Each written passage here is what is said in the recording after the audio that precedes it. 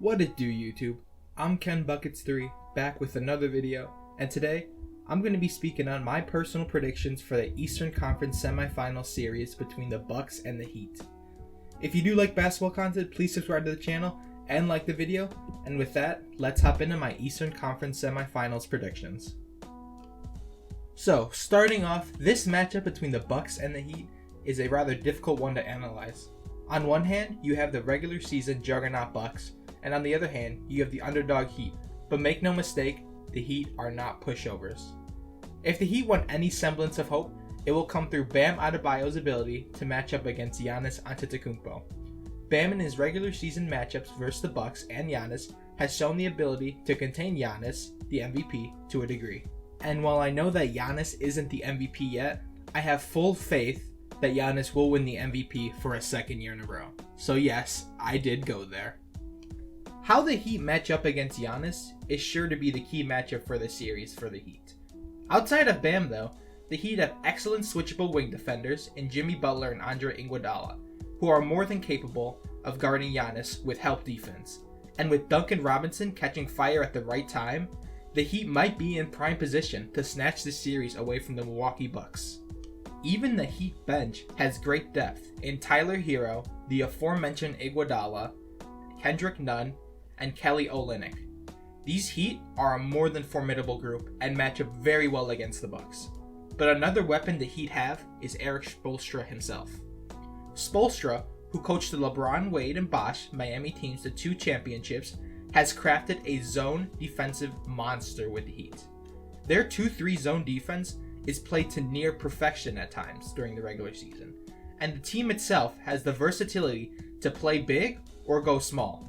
Spoelstra is a great coach with 2 championships on his resume, and that is definitely something that should not be overlooked. And while we have not seen the Heat play much zone against the Indiana Pacers, I expect this to change in the upcoming series against the Bucks. Having a coach like Spoelstra, who has been to the top, is a major advantage in any playoff series. His experience managing tight games where the slightest change in the lineup can make a difference can make or break a series. And with Spoelstra having that prior knowledge, having been there, that is a huge advantage that the Heat have against the Bucks. In addition, having felt all that pressure when crafting game plans and making adjustments, he will naturally feel a lot less stress, having been in positions like these deep in the playoffs before. Overall, this is a very formidable Heat team, whose defense shines as hot as the Miami sun, and whose offense can attack in waves like the relentless Miami beaches. This Heat team, led by Erik Spoelstra, is more than capable of beating the Bucks in a playoff series, and have a great matchup against them. So now, let's move on to the Bucks, led by soon-to-be 2-time MVP Giannis Antetokounmpo. The Milwaukee Bucks finished the year with the best record in the East. In addition to having Giannis, they have Chris Middleton and other great role players like Dante DiVincenzo, the Lopez twins, both Brooke and Robin, and the late-season acquisition of Marvin Williams. The Bucks' offense throughout the regular season has been superb, and their defense has been historically good throughout the season as well. The Bucks have all the qualities of a number 1 seed, yet there's still a sour taste in my mouth from last year's loss against the Raptors. If the Bucks want any chance of winning, they will need 2 things. They will first need to knock down their shots due to Giannis' gravity while he is in the lane/paint.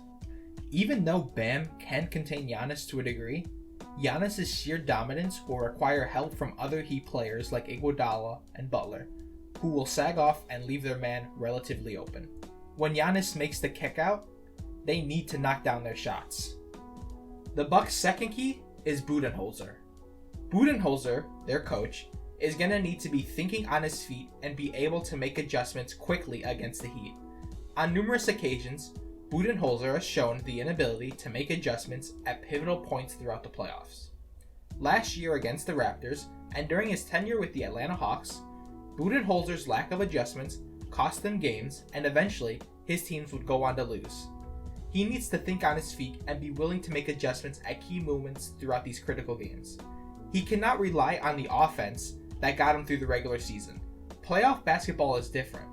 Playoff basketball is much more half-court and a lot less transition. And while the Bucks can play half court to a degree, it is nowhere near as good as their transition game. Budenholzer is going to need to be more creative and need to be able to think on his feet if the Bucks have any chance of winning the series. The Bucks' regular season offense alone is not going to cut it in the playoffs. The game just becomes a whole different monster. Something else we have to talk about with the Bucks is their starting point guard Eric Bledsoe.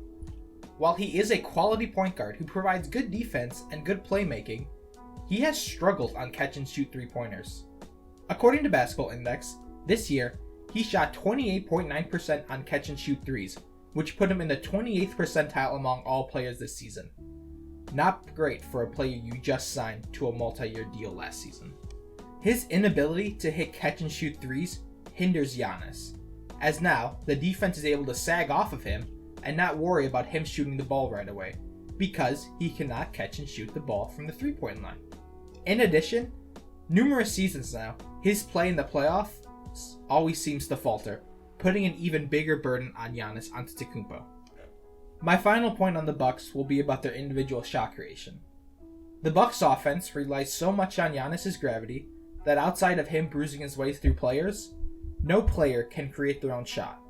While Middleton to a degree can, I don't see him as a reliable shot creator or even as a number 2 option on a championship caliber team. In my eyes, this is a major red flag. When you're in the half-court trenches, at times you need players who can create their own shots, and the Bucks in my eyes do not have a player like that. Their reliance on Giannis for spacing and shot creation can only get you so much when he is surrounded by players whose main strength is catching the ball and shooting it. So that wraps up my analysis for the Bucks, and now let's move on to my predictions. So, my prediction? My prediction is that the Miami Heat will beat the Bucks in 6 games. This has a making of a trap series for the Bucks. While the Bucks are a great team, the Heat are a terrible matchup for them. They have excellent wing defenders who can shut down their perimeter players, and they have Bam, the quote-unquote Giannis stopper. The Heat have the personnel to halt the Bucks and edge out this series. So, like I said, Heat in 6, and that's all. Thanks for watching this video. If you like it, drop a like on the video, it helps out the channel, and subscribe to the channel for more NBA content, and I'll catch you in a bit.